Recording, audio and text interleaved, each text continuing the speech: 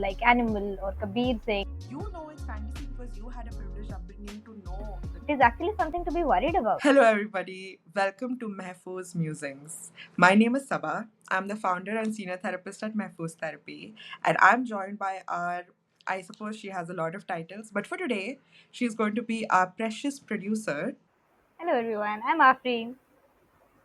and we are here to present to you a very chaotic, barely thought through version of the first episode of Mehfooz Musings. I started this space for a lot of reasons, mostly to have an outlet or a more public outlet for all of the ramblings that my team does. We often sit together, all the therapists, the content creators, our manager right here, all of us sit together and we talk about all things under the sun because at the end of the day, everything's related to psychology. And what we've come to realize is there's a lot of lived experiences, there's a lot of active conversations to be had about mental health. I don't want this to be a space where we just talk about, oh, you need to go for therapy, this is why. I want us to be able to talk about things that you might have questions around, that you might be curious about, but don't always have access to therapy or don't always know how to bring it up in a session where you might also want to talk about what happened last week. So eventually, of course, we'll have more guests coming in. Some lovely set of people that I've already started talking to who would either bring in their lived experiences or people who have these active conversations and hold space for what we want to talk about. Usually there'll be a combination of both, but we're really excited to have that panel in whenever they start coming in. For now, I have my very, very empathetic and wise Afreen with me. What she'll be doing is she'll also be playing the role of asking me questions that the whole team has sent her. So it won't just be her asking me questions, but it will usually be that. I think it will also help me streamline my thoughts through my ramblings on Mehfooz Musings. So shall we begin? Even though we do not have any guests this episode, but because it's a Mehfooz Musings, there will be a lot of yapping, and I have a set of questions which I have gathered from all our therapists, which I will be asking you in this session today. Ooh, it's the spooky season, at least at the time of filming. That also tells you how long it took us to try to edit this chaos. But yes, let's start. I already know what we are going to be talking about, so maybe I should start. What I'll do is I'll give a brief, very brief 101 of everything that comes under our main topic, that is attachment styles. So here's what we already know about attachment styles. We have the avoidant attachment style, we have the ambivalent attachment style, and we have the disordered attachment style. Of course, there's also the secure attachment style, but I'm keeping it for later. Uh, in one line, if I had to explain it, of course, there's a lot of discourse on what each of these stand for. When we're looking at avoidant, we're looking at being wary of closeness, being wary of emotional vulnerability. When we're looking at ambivalent, it's mostly those people who are overly reliant on other people or other beings, other anything but themselves. Disoriented would be the more fearful. They assume they are unworthy in some way. That, oh, I'm getting the bare minimum. How? Wow. That's usually your disordered attachment style. But if I had to really talk about these, we're not going to talk about any of them because every person who you'll meet won't show you just one of these attachment styles. They will usually have a combination ready for you. Every person is so complex. I mean, if you take any example of a person close to you, you will think of moments where they've shown fearful attachments, moments where they've been too wary of closeness or vulnerability, times when they're just being very reliant on you or around other people, where otherwise they'd be very steadfast and doing things on their own. A person is too complex to put a label to when it comes to attachment styles, which is also why most therapy companies, if you'll see when they're posting things, they'll kind of talk about fictional characters because it's so much easier to be black and white when it comes to fiction. If you think of Friends, Ross and Rachel and their very famous fight. As much as I don't really like having a discourse on this show, for multiple reasons that maybe in a later episode I'll feel more brave to talk about. What I would like to point out is the part where they are on a break. The whole discussion around it, you can see that very clearly. You see an anxious and an avoidant attachment style coming in, right? Where, oh, but I hold you against your words, but no, but you knew the emotional vulnerability of it, and blah blah blah. What really is happening is you're getting a very black and white clarity of the attachment style. Reality is not like that. So maybe for the sake of this podcast, we'll stick to fictional characters, or maybe if Afreen has some questions for me, maybe we'll get answers around that. But the point of this is to remember that it's going to be enmeshed. There is going to be every person showing certain types of attachment depending on what you put in front of them. As much as we have all loved watching that discourse on TV, the will they and will they not, but why exactly do you think was Ross doing it? The whole situation. Was Ross showing this attachment style? Yes. So, just to be clear, in those moments, he's probably showing an anxious or a disorganized attachment style. I think it usually was at the cost of neglecting his own self worth, as horrible as that sounds. I think if you don't know where your boundaries are, it's usually coming from a place of some self concept related concerns. In his case, it seems like he didn't see himself worthy. A lot of his insecurities around his relationships was also because I am not good enough for them, or oh, I somehow got this, icon of a girlfriend. I need to do whatever I can to keep her. The disparity that his brain created led to most of the problems in his relationships. I don't want to get into it. I don't want this to be a Friends episode, but does that answer your question? That does. I will, however, add one more thing that if you see Ross in comparison to Rachel, who had been in the whole self-discovery era, right? Start the show on her deciding a big life change and then seeing how it rolls into the friendship. I think what also happened is they fell into a push and pull dynamic where you start off keeping a light relationship, then it suddenly gets too much, then it's too much, and then nothing at all. All of that happened because both of them were operating from very different mental systems. So the moment you see that relationship for what it was, it loses the beauty of it, which is also why I don't talk about this a lot. Because a lot of people find this to be their favorite relationship on screen. Ooh. Oh, indeed. So, my precious producer Afreen, I have a question for you since you're the only one I can ask this question to. I thought it was the other way around, but okay, I guess. You didn't ask me enough questions, so here you go. I have a list of them ready. So, then my question to you, Afreen, is what would you say is a perfect relationship? A perfect relationship could be so many things. That is, so I think for me, a perfect relationship would be something where the person is nice. That's very basic. Well mannered, knows about my needs, and makes me feel secure in that relationship. Thank you for giving me the word that I needed.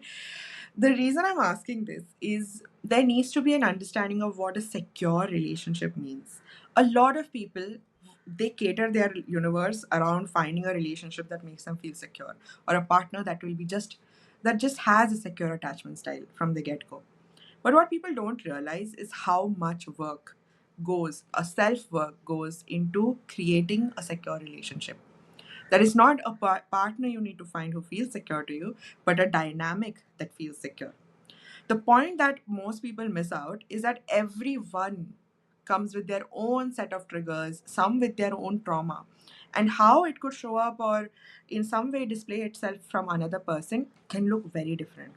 What I'm trying to say is, let's say, Afreen, you and I have a dynamic at work where one of us is the boss and the other one is the employee, right? The jury's out to who's who at this point.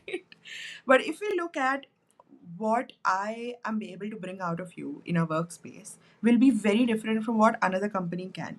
Your skill set doesn't change, but how you're able to cater to what my demands are, how I create a space for you that where you feel like you can share, where you can open up, where you can test ideas out, is going to be very different from me to another boss you might have in the future, right? When we're looking at those kind of parallels, it makes sense why people don't realize that a secure relationship doesn't come from finding the right looking or seemingly right person, but from being that person who you want. So are you saying that security has to be created together? Exactly.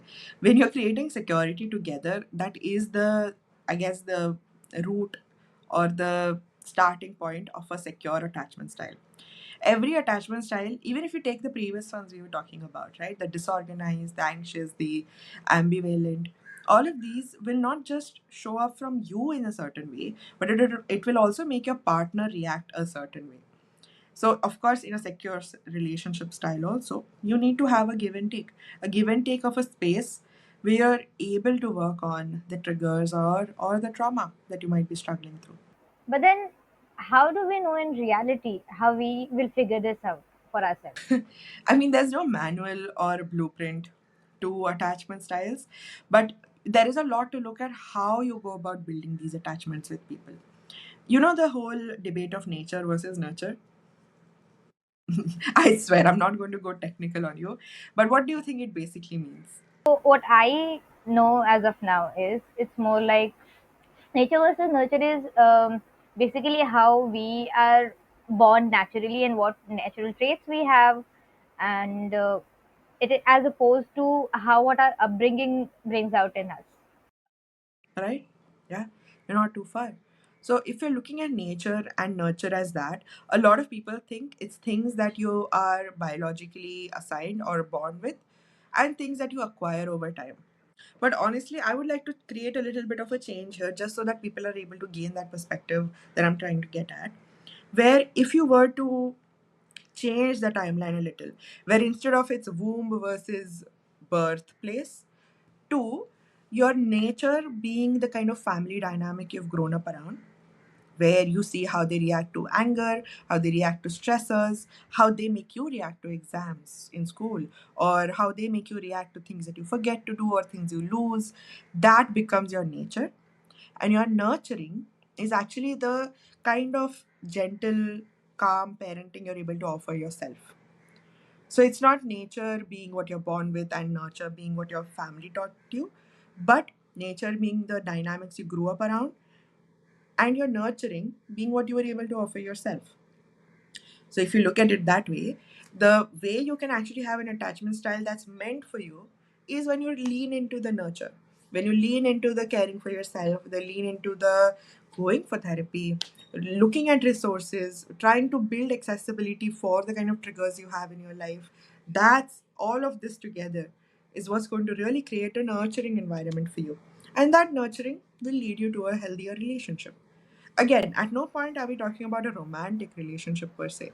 This can be friendships, this can be your relationship with your actual parent. A lot of people, once they grow up, want to reevaluate their relationship with their families, right? Could be for that. You don't need to hold yourself accountable for the upbringing that was teaching you certain things because that was the nature.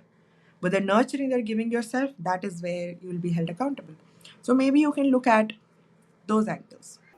Well, that does make a lot of sense when I come to think of it and reflect on it with the usual patterns I see in my life. So, Sabah, how do you think media influences our understanding of attachment style? That's actually a very good question, Afreen. Was that from you or one of the team members? You will never know. Okay, that's actually a really good question, like I was saying. I think, oh, there's so much discourse to go into. I'm getting a little excited. All right. When we look at the archetype of the strong, silent, male, brooding trope, we look at Darcy from Pride and Prejudice. I know what gets to you, Afreen. Okay. We look at James Bond. We look at what's his name, Anthony in Bridgerton season 2. Hmm. There are a lot of, I think, was he silent and brooding? Kind of. Okay, there we go. So what I'm looking at is the romanticizing of aloofness associated to certain genders, or even the cool biker chick who doesn't talk to anybody, or the girl who works at the bar who doesn't talk to anybody. That kind of aloofness or avoidance is seen as an attractive trait. It does paint the picture that being that romanticized aloof person, being that avoidant, is going to be something that's attractive, is going to be something that's going to make people want to get to know you, the mystery, the mystique of the person. That's one of the ways media has definitely influenced our attachment styles. Hmm. And then if you think of the trope of the other end of the extreme, the one who's the pursuer, the one who's the charmer, the one who's doing all of the chasing, the wooing, and all of that, what are they doing? They are romanticizing the thrill of finally getting the girl, finally getting the guy, finally getting the person. When you're looking at these tropes, you're looking at people who are overextending their boundaries, who are losing themselves in the relationship. That is also not a secure attachment style. It becomes so a part of the tropes we learn to expect that even now, when I'm saying this, a lot of you might be thinking, sure, but that's just how characters are, that's just how these tropes are, it's fictional. But at what point are we really going to stop looking at how much media is influencing how we play ourselves? When we have movies like Animal, and we have any almost every Venga production, we are going to see how much it influences the men of today, how much it influences the women of today, where they think that to get a man like that who's going to, us against the world, at the world, you need to be subservient. We don't need to get into that today. But what I'm trying to say is, if there is a very obvious role media is playing, it's also playing in the good, the quote unquote good characters, where it's going to teach you that these tropes work, mimic these tropes, and you'll get the girl, you'll get the guy, you'll get the person. But I have had discussion with few of my friends, and according to them, cinema solely or does not carry the weight of the influence that it carries. It's also our responsibility to take what we take from cinema, which we've had a debate so many times of how movies like Animal or Kabir Singh has influenced us, because we live in a country where cinema is a part of our life. It's not just a source of entertainment. It is a very integral part of our life. And when we see something like this on screen, glorified, clapped on, it is actually something to be worried about. And you know what? It's not just that.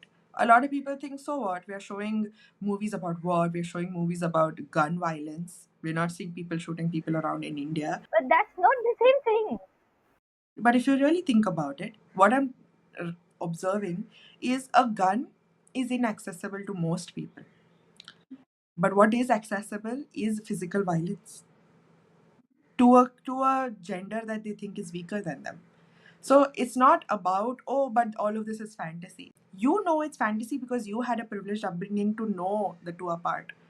Not everybody does. And most of their audience is the latter. They're people who don't know the difference, who will feed on this, propagate for this, and make the richer richer, rich people richer.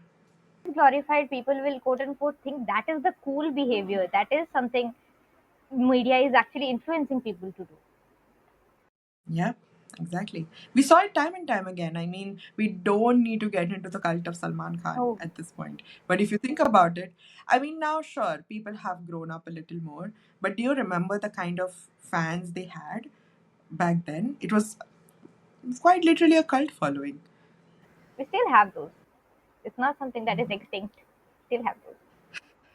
And now we have variety. Okay, so I see Afreen trying to gesture that we have to take a pause now. So what we'll do is we'll take a short break, but for you, we're just gonna come back after a little, hopefully licensed music, and we will see you in a bit.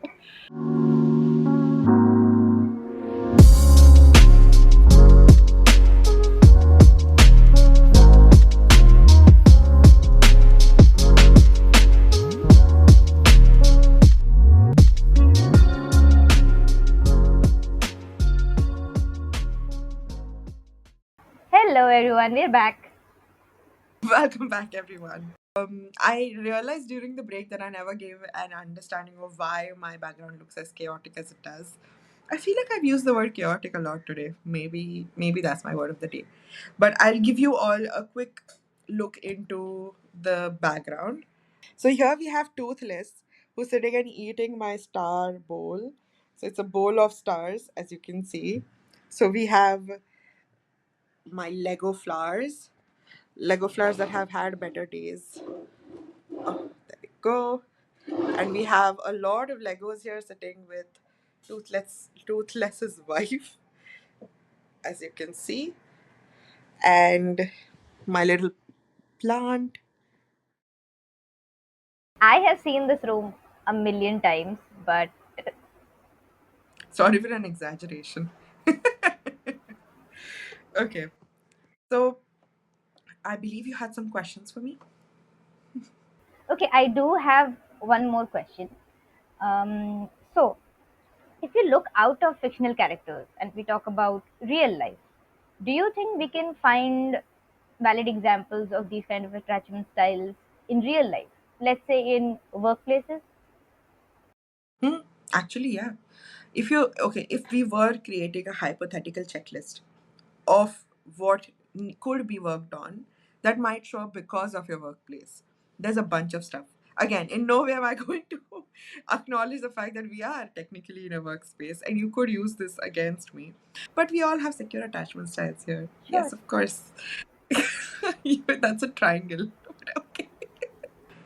If you think of workplaces, how many people react, I suppose, awkwardly is a kinder word I'm using, to authority figures at workplaces?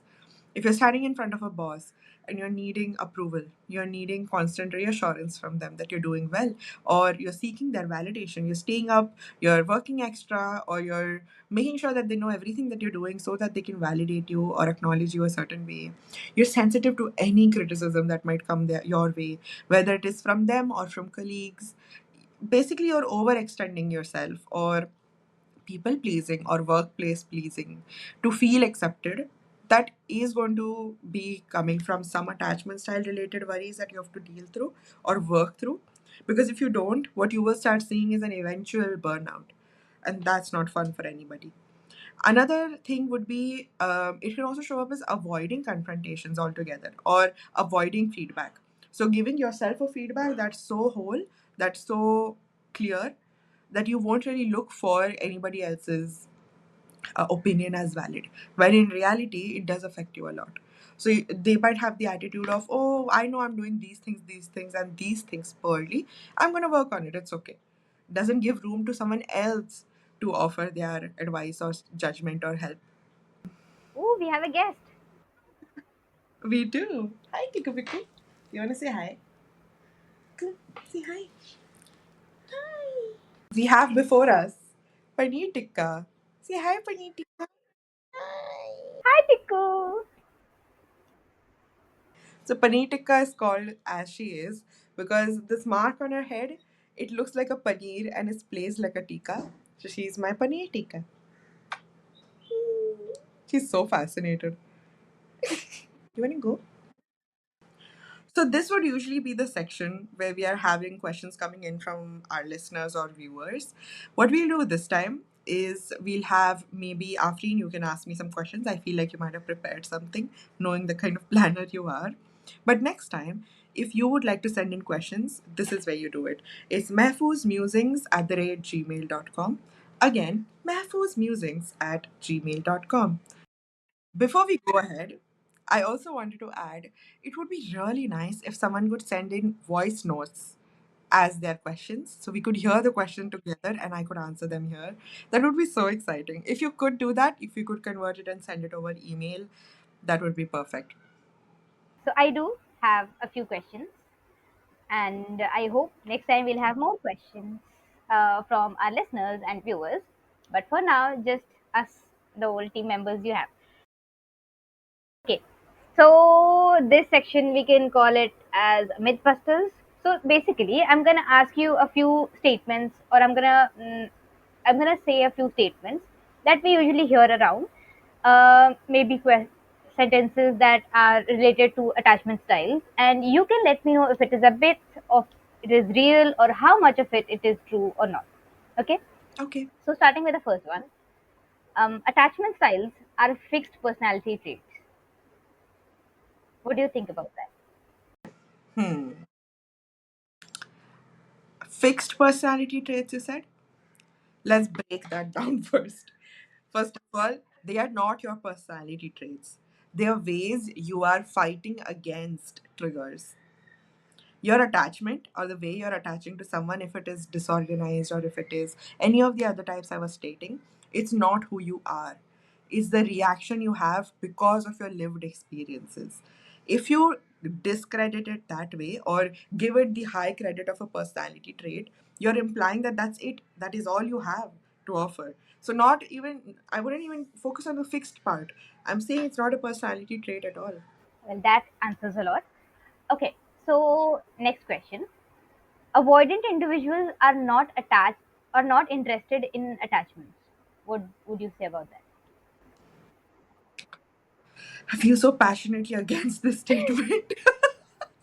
It is a myth. A lot of people who are avoidant or who have avoidant attachment styles will show it when they are triggered. Nobody does baseless attachment boundary setting. They are going to only, or wall setting actually, not even boundary setting. They're going to do it because certain things are bringing it up. As long as they're addressing it, the person who's feeling avoidant also addressing it, it's worked on. I don't think any guarantee of success of a relationship comes from any of these attachment styles. There's so much more to you than your attachment. Okay, Wow. so third and my last question for this part is, you can't build a happy relationship when with someone who has an insecure attachment style. What would you say to that? Same thing I said in the last one. I think I answered it in such a broad way. I think both questions would fall in that. And the last question, this is my favorite. So, Captain Holt from Brooklyn Nine-Nine. Do you think he had an anxious avoidant attachment style? No, I think he was neurodivergent. It's why he behaved the way he did. I think a lot of characters I can think of, some in Brooklyn Nine-Nine. We have Jake, anxious. He will show anxious, avoidant attachment styles. But is he? No, he's probably just neurodivergent and not being taken care of, not being created accessibility for. Amy, the same. I think all three, Captain Holt, Amy Santiago, Jake Peralta, visible signs of neurodivergence. We've actually done a post about it. You can go look at our Instagram profile, at the rate Mehfooz Therapy. Same spelling everywhere. You will see exactly what I'm talking about. I don't think attachment styles work the same way with neurodivergent people. When we are looking at neurodivergent personalities, a lot of our masking, a lot of the ways we try to assimilate ourselves into a neurotypical world will make us behave in these attachment or quote unquote broken attachment styles. So I wouldn't say they have any of those. No, especially not Captain Holt.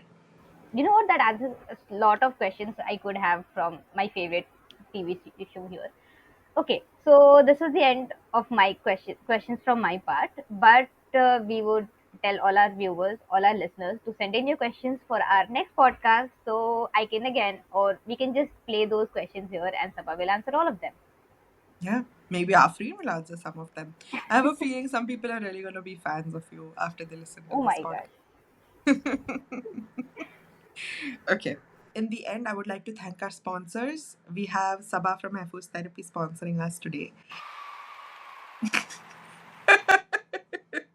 We also have blogs that we write, we have reels that we make, we have posts that we write and post up on Instagram, on Twitter, on where else? YouTube, Pinterest, everywhere at this point. And everywhere we are known as Mehfooz Therapy. Mehfooz Any questions, any thoughts, any reflections that you would like to share with us, please, please do. I'm a sucker for these. Clearly, I have my own attachment styles to work on. But please send in your views, send in your thoughts so we can respond to them. If we don't respond over email, we might at least respond here. You want to stay anonymous? That's completely all right. We won't be taking names unless you specifically say you would want your name here. And or we might give you cute little nicknames. Like we might call you apple pie or a peanut, a little bean. That would be actually adorable. We could actually do that. It is Yeah. adorable. So, what do you think, pumpkin pecan pie? Not quite I think there yet. We'll find your nickname. we are out of the Halloween season. Okay. Okay, Santa's beard. Not so cute now. Yeah, not at all. Anyway, Okay. Mhm. So, on that note, let's say our first goodbye for the first episode on Mehfooz Musings. What do you think, Afreen? I think it was fun, even though it was a little bit chaotic while we were shooting it. Maybe it did not come out in the end result, but I just loved being a part of this. I had all my answers. I am thinking so much clearer about attachment styles, and I think some of this I will take in my personal life too. But what is most important is I'm really looking forward to our second episode. So stay tuned. We've got some fun things prepared. And maybe from the third episode, who knows, maybe we'll have guests coming in. Ooh. Ooh. All right. I hope everybody who's listening to this has a great week ahead. And we'll see you very soon on your favorite podcast or streaming platform. Bye.